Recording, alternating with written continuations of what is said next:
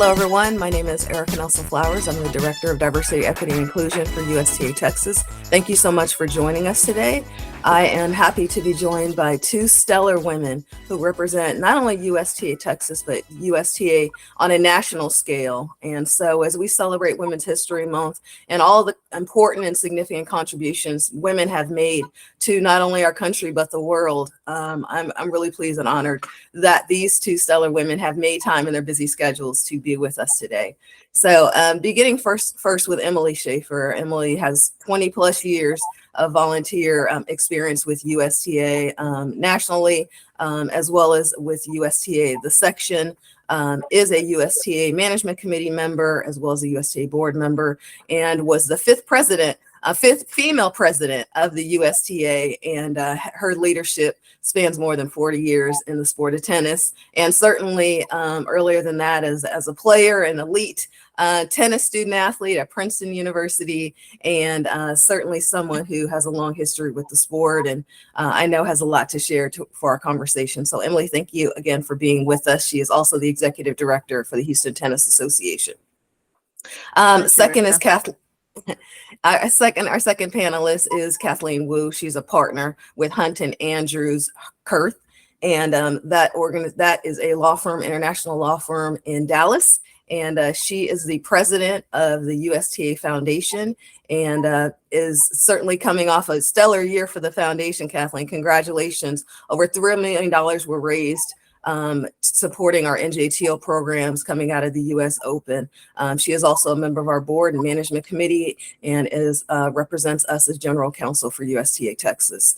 So also has a child who plays tennis. So certainly her roots as a player transcended down to her son as well. So again, thank you both for your time. I have some questions for you that have been prepared, not only for myself, but I've also engaged our staff who wanted to also be a part of this discussion and take advantage of the opportunity to ask you all some questions. So we'll just get started with the first one. As we know, March is Women's History Month. And so, this month is a celebration of women's contributions to our nation's history, and again, across the world.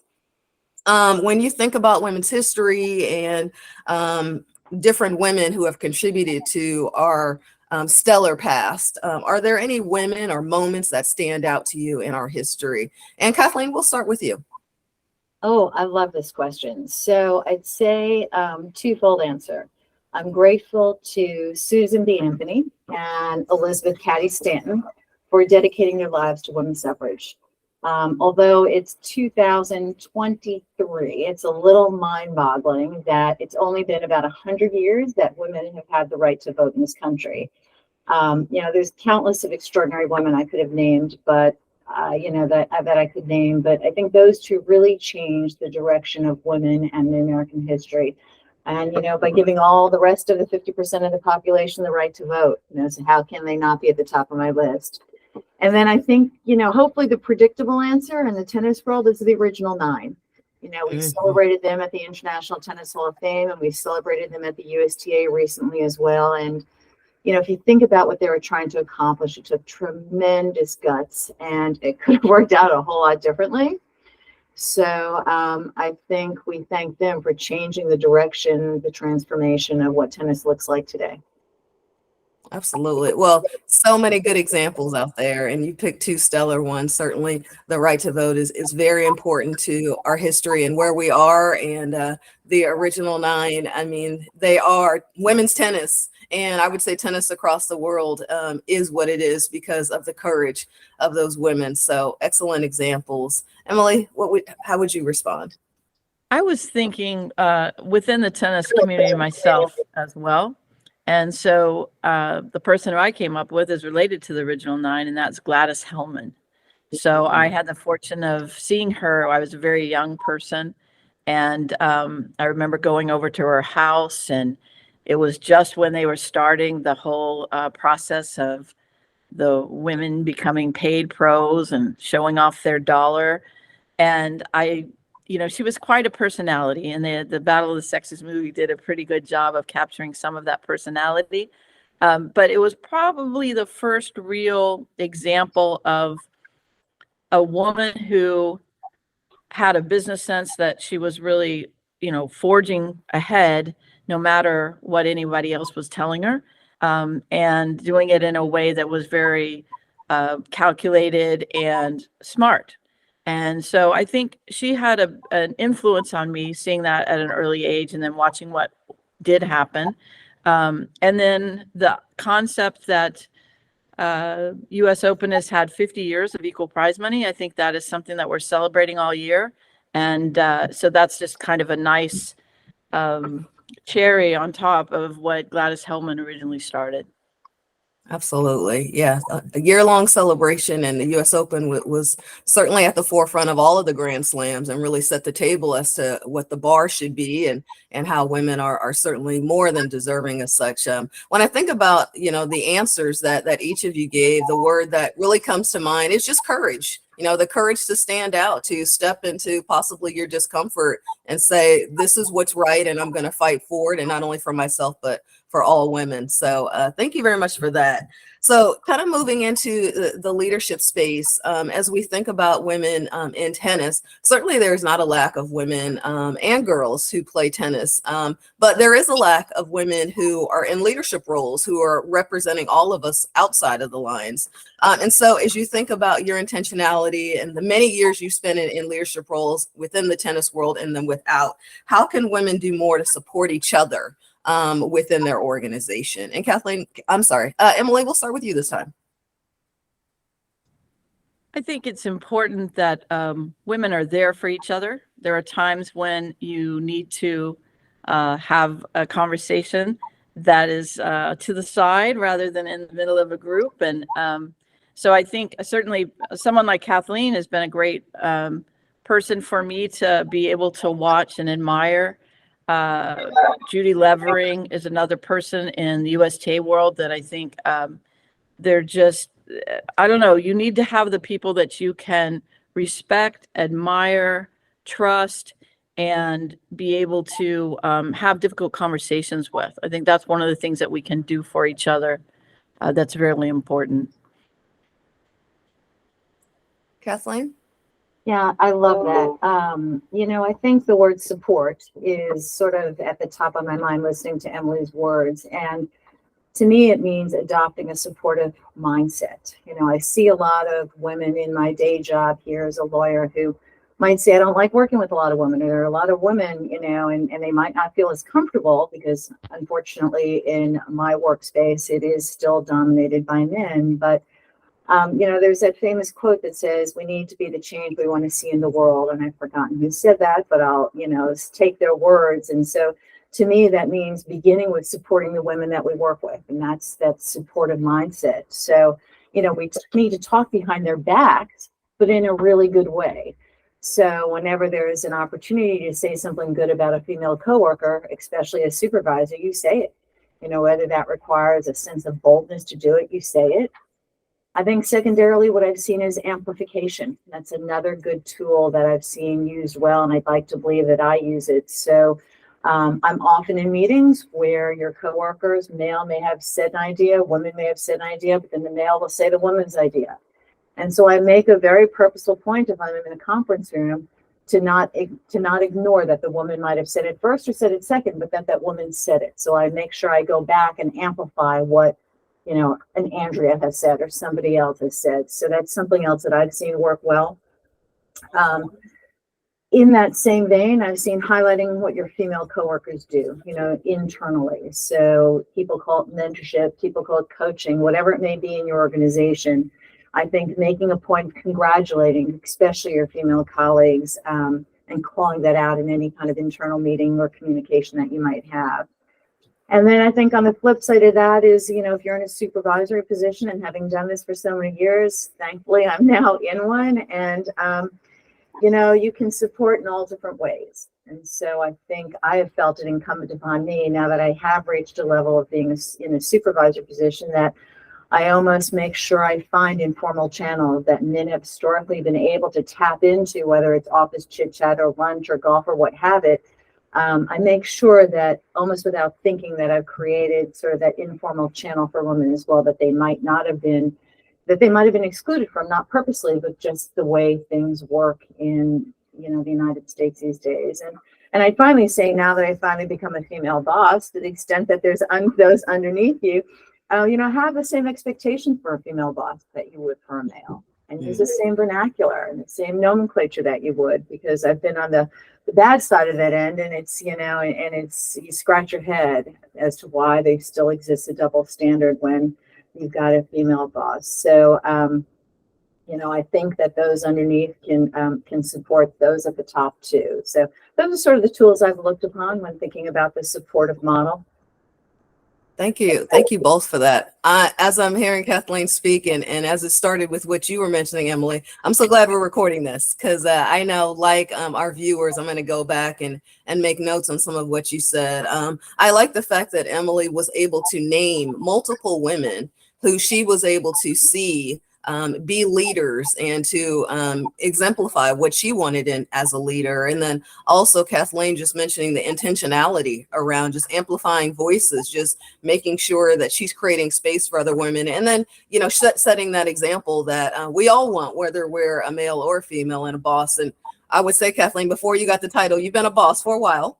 So the title was unnecessary. But again, I think too many times we as women think that we need that title in order to feel like we have the credibility to lead. And I know you two both know that we don't need that title to exemplify the skills that a leader needs to show others what leadership not only sounds like, but looks like. The quote that you mentioned, Kathleen, it is one of my favorites, by Mahatma Gandhi: "Be the change you want to see in the world." And that is how I know that I live my life. And I know that for the two of you, tennis has given us so much. And so being able to be a small part of change, as you all have so well, and hopefully will continue to do, has made our game better, certainly within the state of Texas.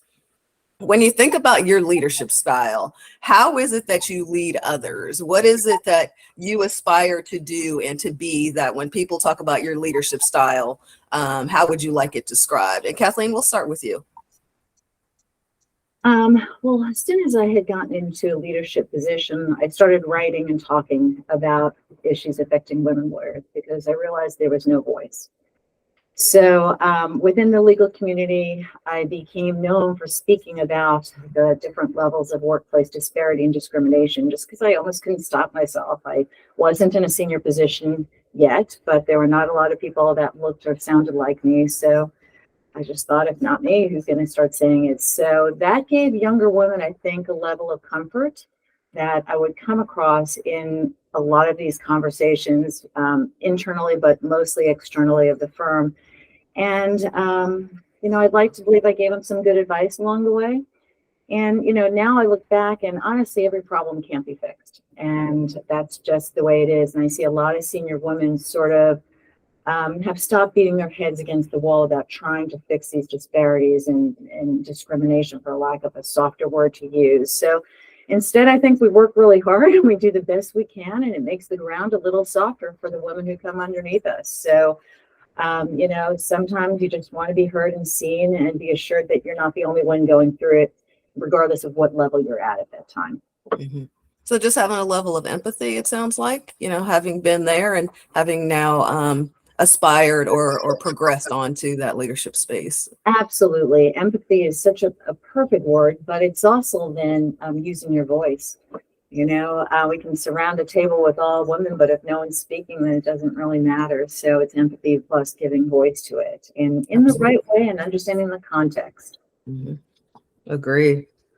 Emily, what do you have to add? I think I look at leading in the workplace a little bit like I used to look at coaching. You're trying to bring the best that you can out of the people you work with. And I think as far as personal style, it's important to show that how hard you're willing to work before you're asking others to work that hard.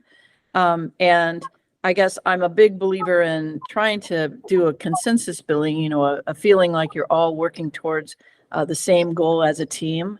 That's something that I feel works well. I'm still a little bit of a nurturer in the sense that I want to make sure that I'm providing opportunities for continuing education, and that feeling that you're consistently improving your skills so that you just build your confidence, et cetera. And I think there are times that women preparing for leadership need a little bit of that. They need to know that the tools are out there, and that we have to take advantage of it. It's not going to be handed to you. You're going to have to work hard to get there. And so I think that's probably what I value a lot, is just being able to be honest. Again, that's honest and hardworking, and then trying to build skills so that you'll be able to perform at that best level. I mean, to Kathleen's point, not everybody can be everything they want to be necessarily, but understanding where your skill set is and how to use those from others, I think that's a really valuable tool. Yes, absolutely. I would say certainly congratulations to HTA on being the CTA of the year for USTA Texas. Very well deserved, and long history of success, and even, just going into the second term of having a female executive director from Cheryl Holtquist to you. And so I think all of the years that you were involved with Houston Parks and Recreation as their director of tennis, and then transferring on, staying within the Houston tennis community and allowing that work ethic, Emily, that you spoke about, and just being consistent with not expecting anyone to do anything that you wouldn't do, I think is really great, because people will always doubt what you say, but they'll never doubt what you do. So if they see that you're being honest, that you're being empathetic with them, that you're being honest with them, I think that that'll really help them to respect who you are as a leader. If I might add one thing, Erica, something that I didn't necessarily realize that was brought up at our last USTA National Board meeting, is that for the first time we have a majority of women directors. So the number of women on the board is actually exceeds that of the men. So there's that. That is awesome. Well, that is to be celebrated. That's progress. Celebrate small victories is something that I feel very strongly about. And so, again, when we talk about intentionality, Dr. Hainline is living that out in terms of the women that he selected, and then the other members of the board who have had a consistent leadership presence with us. So that is definitely something that I'm going to make note of, and am going to continue to use for the next 2 years. During their terms. So as we move forward, you all have been in situations, in different instances where there were other people who were up and being considered for some of the roles that you've taken on in your past. So what is it that you think set you apart from other people that were in line for some of the roles that you've had? Again, whether it's in your 9-to-5 business life, which I know for neither of you is 9-to-5, but in your non-tennis life, and certainly in your volunteer roles with USTA. Emily, we'll start with you. I mean, I hope it's that people feel that I'm sincere, and that I do work hard, and you can count on me. Kind of. That's not that necessarily sets me apart from everybody else, but I feel like I have an education and an experience that is very valuable.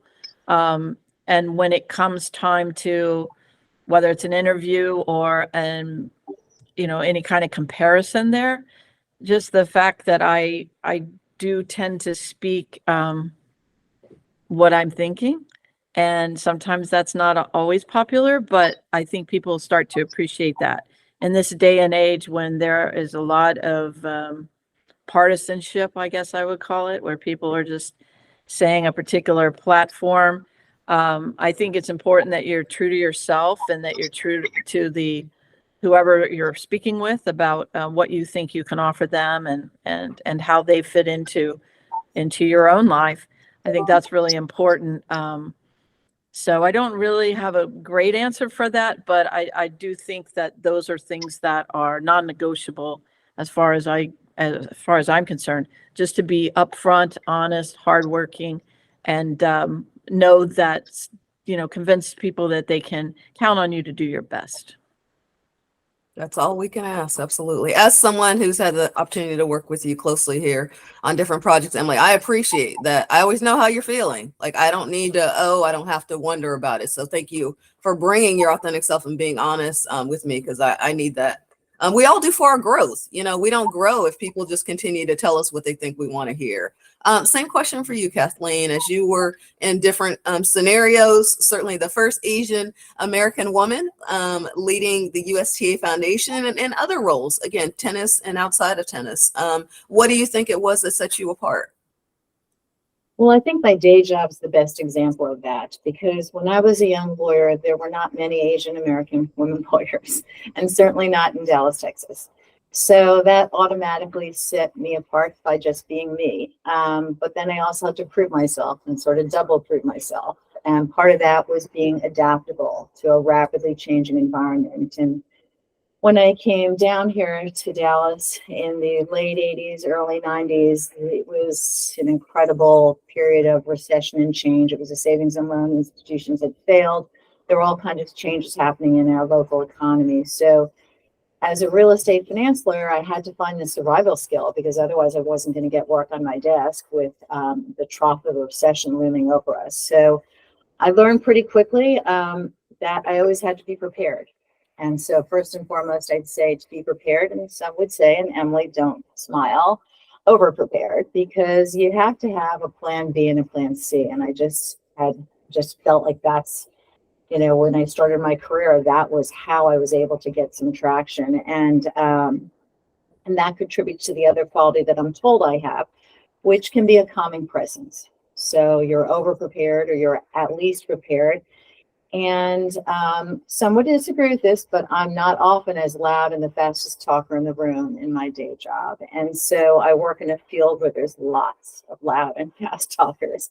So when you work in that field, and because I'm uber prepared if things go south, when everything isn't happening as planned during the workday with any given deal, I don't panic. And I have found that when you bring a sense of calm, it brings a sense of calm to the tension-filled room, and people then listen to you. So I think looking back over the 30 plus years of doing this in conference room after conference room across this country, it's being prepared and it's having that calm presence. And that's what got me to be where I am. Yeah, thank you. Yeah, I think of the word poise with everything that you mentioned. Just no one needs to know what's going on below the surface, how fast we're kicking sometimes, but that level of poise and calm, I think, really can set others apart in these different roles. So I think with each of you, certainly as you went about your careers, your resumes spoke for themselves. And you are where you are because of the accomplishments that you've had, not only as individuals representing women, but your communities and your universities and all the different parts of your identity. So we're kind of transition into balance. One, is there such a thing in terms of being able to find balance between your personal life, your tennis life, your business life, your personal life, and then your passions? The question will start with, is there such a thing as balance? And then if there is, in your mind, how do you find balance in those areas? So Kathleen, we'll start with you. What are your thoughts? Well, I've thought a lot about this. And in the end, balance is just time. We're all given the exact same amount of time. So that's all balance is. And you have to determine how are you going to use that balance and how are you going to use that time. So one advantage I have, and I was just sort of wired this way, it's just sort of like being an Asian American woman in Dallas, Texas, and finding a way, is innately I don't need a lot of sleep and I don't need a lot of downtime. I have a lot of energy. And so when you're looking at a finite 24 hours and you don't need that much of those two, then you're able to fill up each of the buckets a little bit more fully. So if you're feeling unbalanced, I would say to, the viewers or the listeners here to choose how you're truly spending that time. I mean, you spend time on what you value. And since we only have these 24 units, each of us, you have to figure out a way how to use yours the best. And there was a great book, and I have to remember her name, Vanderkam, and she wrote a book, and it was called it's something like I Know How She Does It, or something like that. And I don't know how to know it. I Know How She Does It, I think, is the name of it. And it did a great job in exploring this very question. And that's where I finally had that aha moment. It's 24 hours. We all have that. So, you measure what you value, you do what you value. And then I feel somewhat, privileged that I don't need a lot of that downtime because of the not having a lot of sleep need and also having a lot of high energy. So you just have to be honest with yourself and decide where you want to put your energy and your time. So just for curiosity's sake, Kathleen, what's an average number or hours of sleep that you get? You say you don't need a lot of sleep. Yeah, I don't even measure it. It just depends what's on deck that day. But I'm the kind of person that when I'm traveling internationally, for example, I'll get on the plane, I change my watch to wherever my destination time zone is, and it's go time. So that day might have like no sleep, depending upon if I'm going like Wednesday, tomorrow night, I have to fly over to Greece. So that's 7 hours away, I think, or more. So I'll just get on the plane and turn the clock. And then by the time I land, it'll be 5 p.m. in Athens the next day. And then I'll have a dinners and every other meeting that I have to have. And then I can't explain it. So it could be as small as 5 hours, I guess. And it could be as long as, I don't know, 9 hours. But I really just don't measure. I know a lot of people are like, oh, I only got 8 hours of sleep that day. It just isn't what drives me. I'm sort of more task focused. And if I know I prefer to do this or I want to do this, then I do it and I just delay the sleep time. So thank you for that insight. Emily, balance, is it possible and how do you find it? I mean, I think Kathleen's point is one that I would make too. I look at it as, I mean, it's almost like a scale. And you don't want to be tipping over. So in the sense you can be balanced, even though 75% of that might be work related at one moment. And you're only getting, I was really happy to get 6 hours sleep last night. I felt like I was splurging. It's amazing how much you can value just that alone.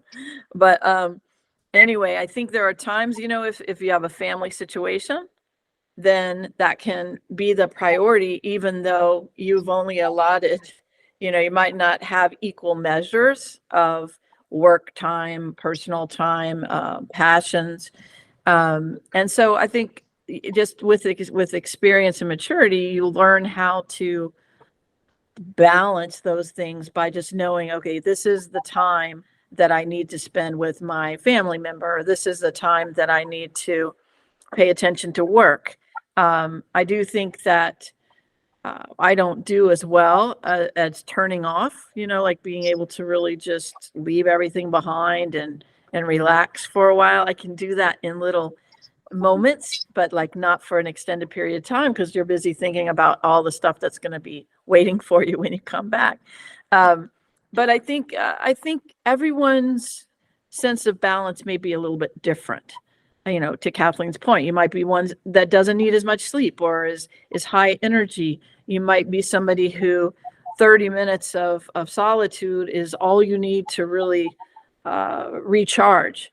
So I think it varies, but I do think it's important for people to recognize whether it's in this world of mental health awareness, when you've tipped over too far on one of those scales and the scale's starting to give and you need to make a change there. I think we all need to be sensitive to that because then you're not going to be able to do anything if you don't take care of it.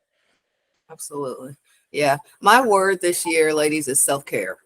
Because I love what I do in my work life, in DEI and my personal life. They have become one and are part of my passions. But I do know that I need to have some self-discipline there. And for me, Kathleen, it is thinking about sleep or, being intentional about getting that massage or that facial or something that's going to help me to just have a little downtime. But I think each of you could probably relate to waking up and maybe be, jumping out of bed because you can think of a task or project that cannot wait another minute for me to get on it. So, but yeah, it helps when you love what you do.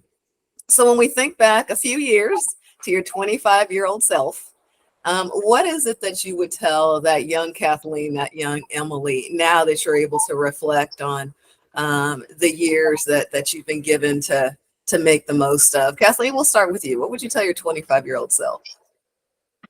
I'd tell my 25-year-old self,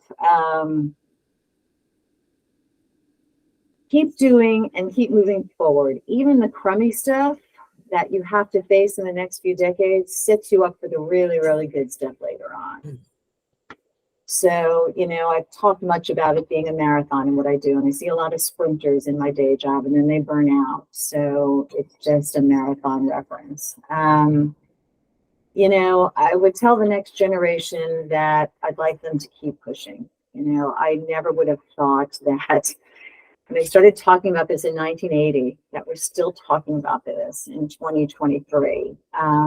But to not get discouraged about that, because if you do, then we're still not going to progress further. So, I think there have been a lot of setbacks. That's sort of the crummy stuff I referenced. But unless we keep moving forward, then we just sort of stagnate. So for all the setbacks, we're still in a much, much better place here in 2023 than we were in the 30s.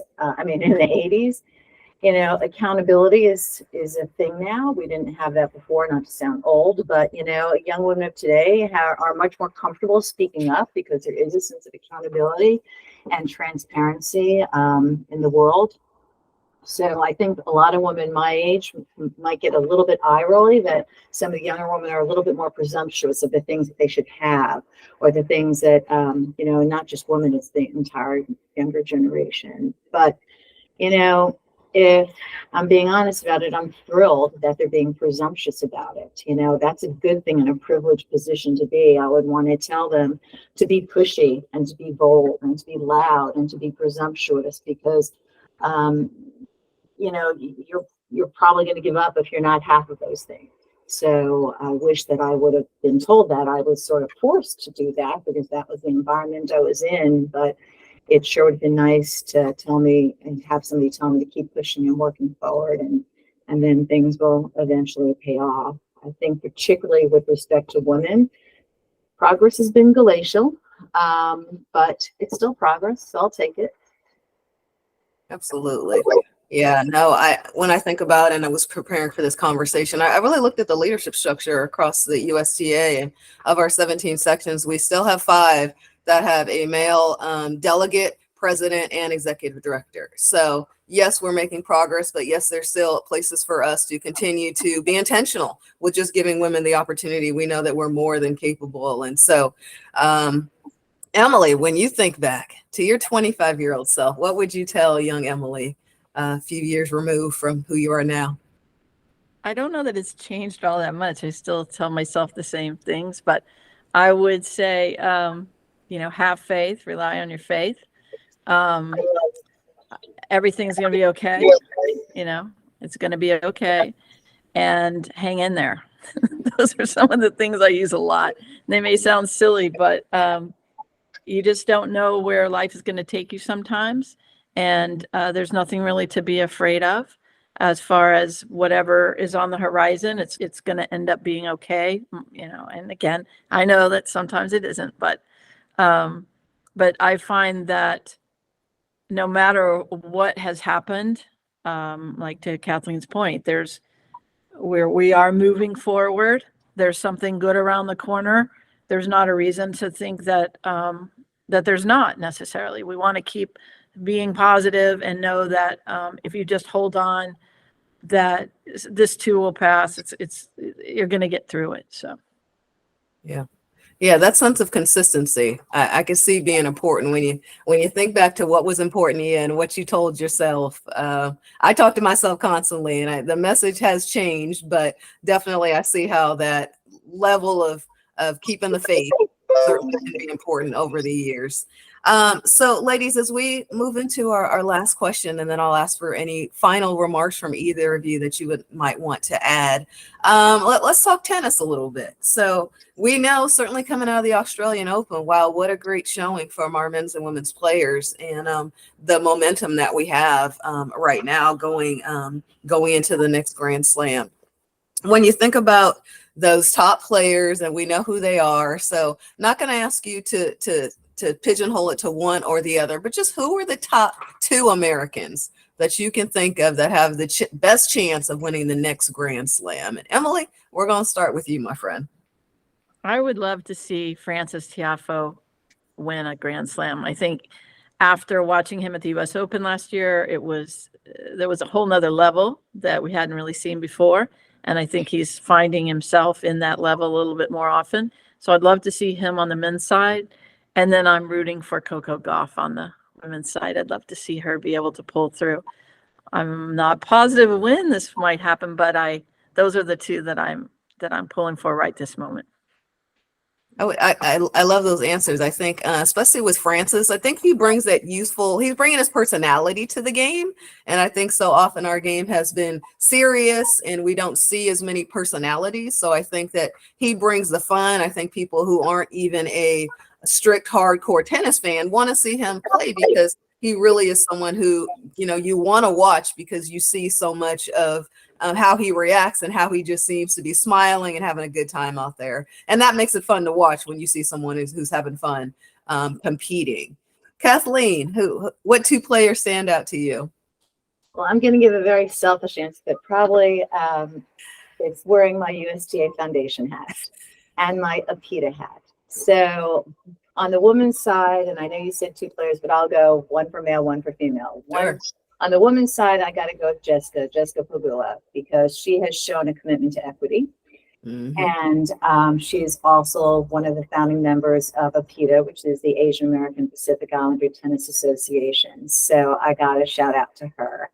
And then I'm with you in the Francis camp because he has begun to collaborate with the USTA Foundation. He set up a foundation to make sure that we have younger and more diverse voices across the country. So I got to pick those two just because they come from a place in the heart. And I think they got great shots. All great shots. And I'll come back to you with my congrats on who ends up being our next. We're on the cusp of another winner. Certainly a lot of momentum for us.